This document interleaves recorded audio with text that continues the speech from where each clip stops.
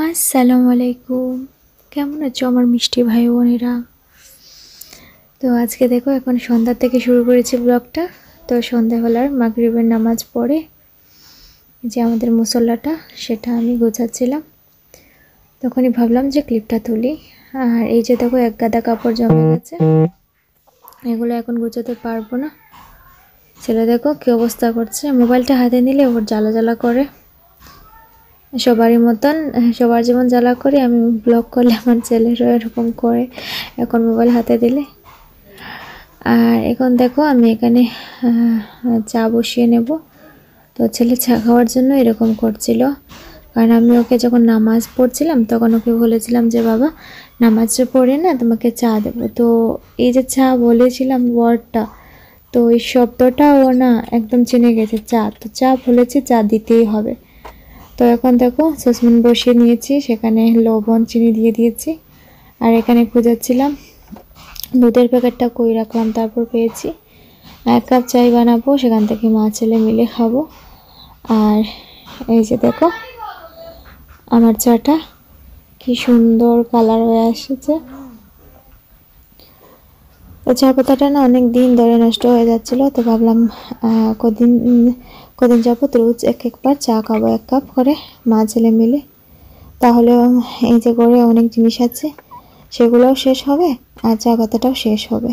অনেক দিন হয়ে গেছে, অনেক মাস হয়ে গেছে, কি বলছি দিন অনেক মাস হয়ে গেছে চা পাতার। তো এখান থেকে কুকিজটা বের করে নিলাম, কুকিজটাও অনেক দিন ধরে চুপ পড়ে আছে, ছেলে খাচ্ছে না, তো নিজেরও ভালো লাগছে না খেতে।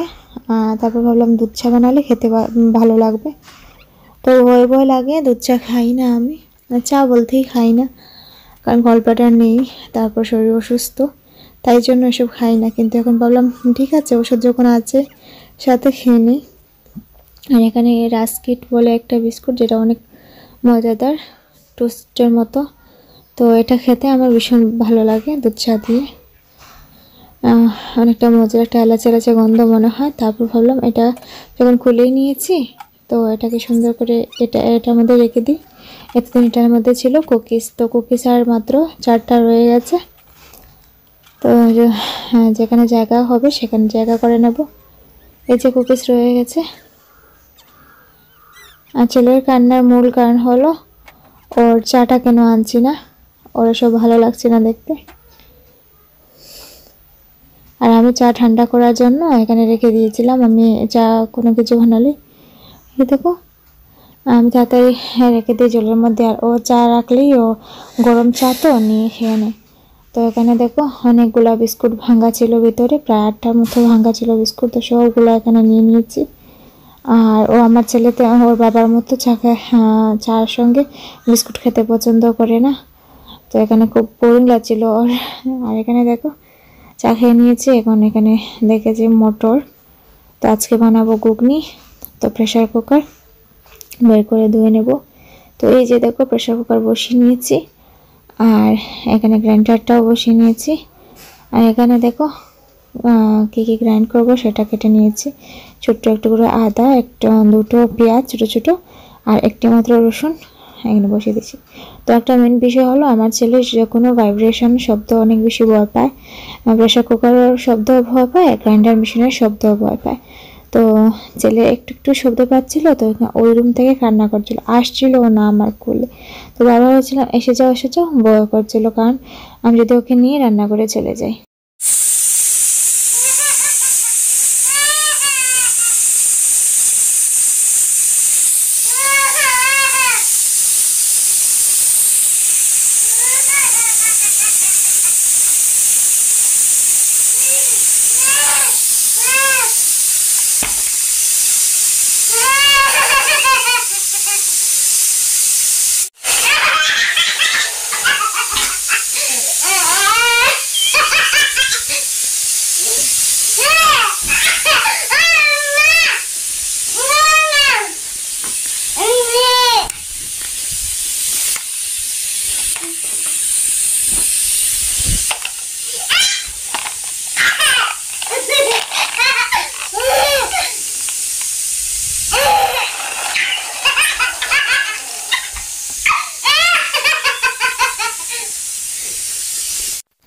তো দেখতে পেলে তো কতটা ভয় পেয়েছে। তো এখন এখানে ওকে কোলে করে নিয়ে এসেছি, কারণ গ্রাইন্ডার মেশিনটা দিলে আরও বেশি ভয় পাবে। তোমরা দেখতে থাকো।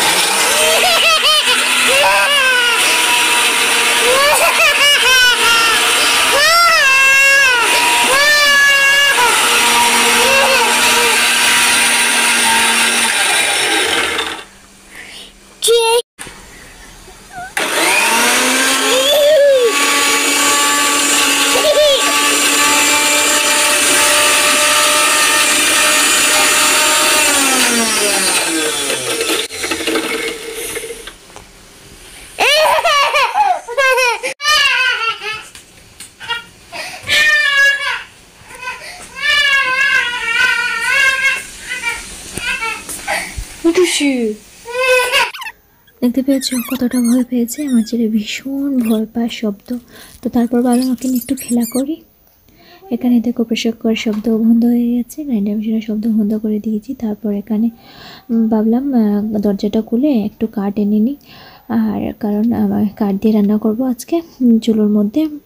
আর আমি তারপর দরজা খুলে দেখি আমার ডাস্টবিনটা বাইরে রয়ে গেছে। তারপর একটি লোক এখান দিয়ে যাচ্ছিলো, আমাকে বলছিল যে ওই করে একজন লোক, একজন ভদ্রমহিলা আছেন, তো ওনাকে ডেকে দিতে। তারপর আমি আমার ননদকে ডেকে দিলাম, বললাম ওকে ডেকে দাও।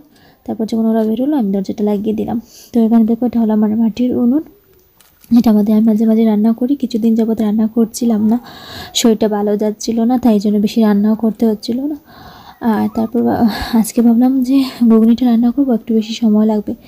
তো কাঠটাও জ্বলে যাবে আর একটু শেষও হবে। তো রান্না করে নিই চুলোর মধ্যে। আমি তো কোনোদিনও মাটির চুলায় আগুন ধরাতে পারতাম না, কখনোই না, কারণ আমরা এসব ব্যবহার করতাম না বাড়িতে। মাটির চুলা আছে সুন্দরের জন্য, এমনি আছে, কিন্তু কখনো ব্যবহার করা হয় না, গ্যাস দিয়ে চলে যায়। তো এখানে আসার পরও আমি কোনোদিন ব্যবহার করিনি। এই কটা মাস ধরে, প্রায় 2 মাস ধরে মাঝে মাঝে ব্যবহার করছি। তাও কাঠ ছিল বলে, কাঠ কিছু বের হয়েছিল কাজ করে, তো এই জন্যই কাঠটা বের হয়েছিল। আর কাঠ বের হওয়ানোর পর আমি ভাবলাম কাঠটা জ্বলে যাবে, এভাবে আর কিছু গ্যাসটাও বেঁচে যাবে, তাই জন্য এভাবে আমি রান্না করি। এখানে দেখো তোমাদের সাথে কথা বলতে বলতে তেল দিয়ে দিলাম। তারপর মশলা যা করেছিলাম, আদা বাটা, রসুন বাটা, পেঁয়াজ বাটা, সেসব দিয়ে দিলাম। আর কিছু আদা কুচি করে রেখেছি সেটাও দিয়ে দিলাম, কারণ আমি ঘুগনি রান্না করতে এরকম সবগুলো মশলা ব্যবহার করে থাকি।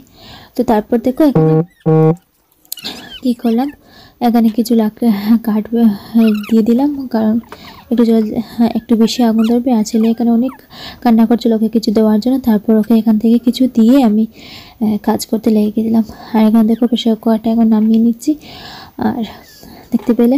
আর এখানে দিয়ে প্রেসার কুকারের মধ্যে 2টো আলুও দিয়েছিলাম, এটা বাটির মধ্যে রেখে দেব। আর কিছু জল দিয়ে দিলাম, কারণ আগুন